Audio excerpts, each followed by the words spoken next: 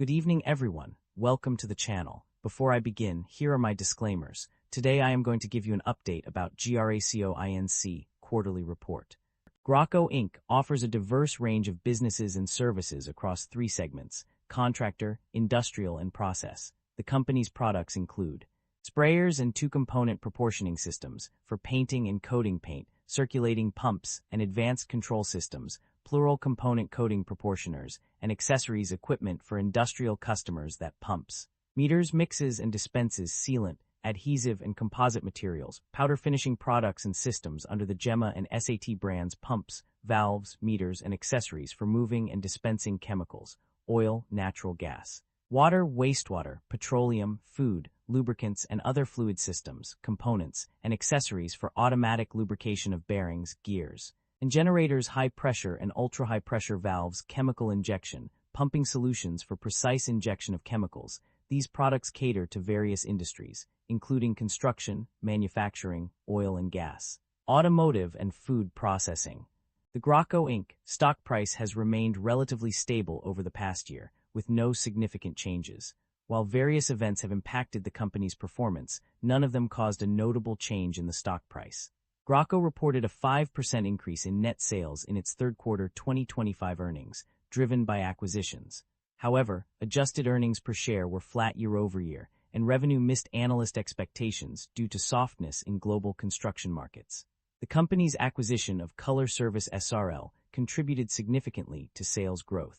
Analysts generally hold a moderate buy consensus rating for GRACO, with an average target price around $94.50. Institutional investors have increased their stakes in the company, and operational shifts, such as relocating operations, have been made to improve efficiency. Despite facing challenges from tariffs, manufacturing costs, and global construction market softness, GRACO's stock has remained stable.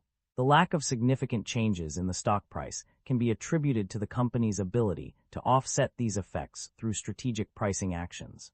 The primary drivers of revenue growth or decline can be summarized as follows. Revenue growth is primarily driven by a 5.1% increase in net sales over the 9 months ended September 26, 2025, with notable contributions from the contractor segment, plus 9.1%, and other countries, plus 10.2%. Additionally, improved activity in the Americas, acquisitions in EMEA and Asia Pacific, and favorable product and channel mix have also contributed to revenue growth. On the other hand, revenue decline is primarily driven by a decrease in net sales of $17,372 over the 3 months ended September 26, 2025, due to finishing system sales in the prior year that did not repeat. Higher product costs, including tariffs, have also negatively impacted revenue. Net income and profit margins have undergone changes in recent periods. For the 3 months ended September 26, 2025, net income rose by 12.8% to $137,628,000 compared to the same period last year. However, for the 9-month period, net income increased by only 3.1%. Profit margins have also shown variations. The operating profit margin improved from 28% to 30.3%, while the gross profit margin remained steady at 53.2%. Conversely, the net income as a percentage of net sales decreased slightly for the 9-month period. The reasons behind these changes are attributed to higher product costs due to increased tariffs and lower margin rates from acquired operations. However, interim pricing actions have helped offset some of the effects of the tariff increases. The company's financial performance indicates a strong ability to generate cash from its core operations. The net cash provided by operating activities for the first 9 months of 2025 is a significant $487 million, demonstrating a consistent and substantial positive operating cash flow.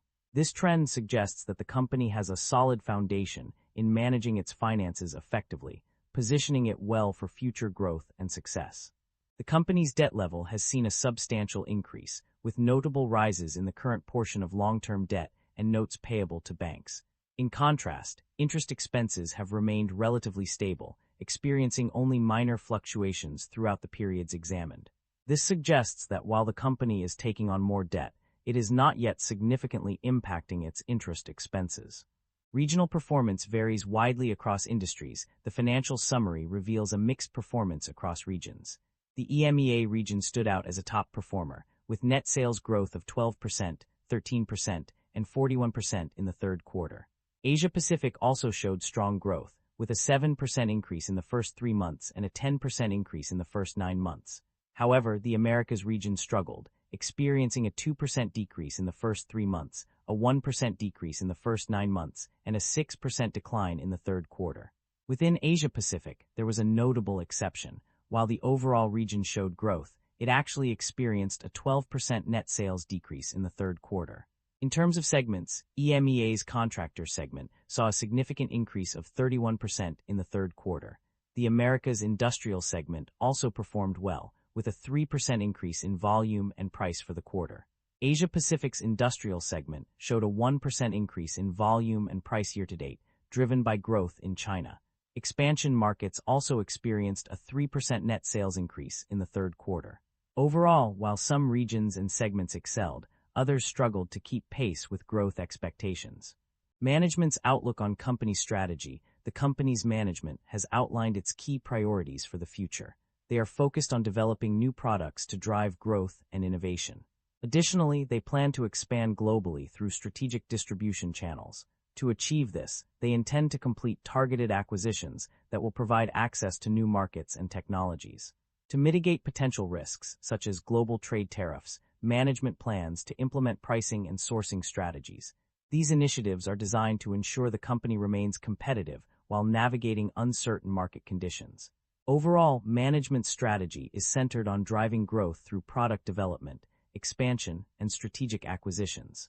The company has a history of rewarding its shareholders through both dividend payments and share buybacks. In recent years, the company has paid out significant amounts in dividends, totaling $137,764 in 2025 and $129,026 in 2024. Additionally, the company has also been actively buying back shares, with a total amount of $360,952 in 2025 and $31,350 in 2024.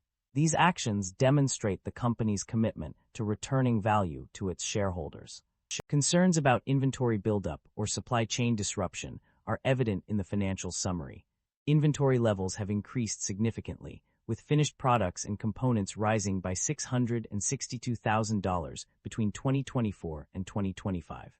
Additionally, higher product costs due to tariff increases of $5 million in Q3 and $9 million YTD suggest potential supply chain disruptions. Global trade uncertainty and tariffs may also cause inflationary costs, further exacerbating these concerns. That concludes the financial summary for GRACO INC. Feel free to comment below, and I will be happy to answer them when possible.